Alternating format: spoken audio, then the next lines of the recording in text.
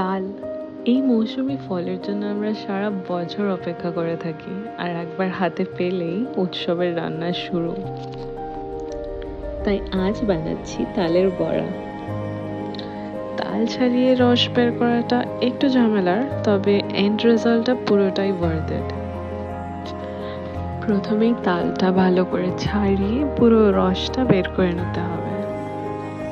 এবার সেই রসটাতে একটু নুন ছিটিয়ে হালকা আঁচে 5-10 মিনিটের মতন নাড়তে হবে, এতে কাঁচা গন্ধটা চলে যায়।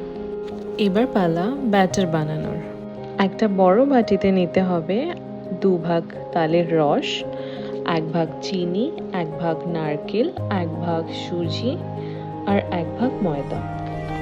সবকিছু ভালো করে মিশিয়ে নিতে হবে যাতে একটা পারফেক্টলি মোলায়েম ব্যাটার তৈরি হয়ে যায়।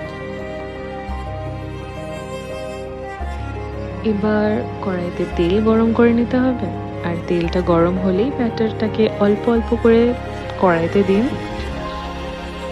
আঁচটা একটু কমিয়ে ভাজতে থাকলেই আপনি দেখতে পাবেন ছোট ছোট গোল বড়া আস্তে আস্তে ফুলে উঠছে, আর হালকা একটু নেড়ে চেড়ে নিলেই রং ধরবে লালচে।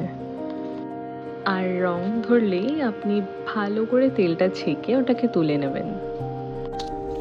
আর সেই গন্ধে যখন রান্নাঘর ভরিয়ে তুলবে তখনই বুঝবেন এই যে তালের বড়া খাওয়ার জন্য একেবারে তৈরি।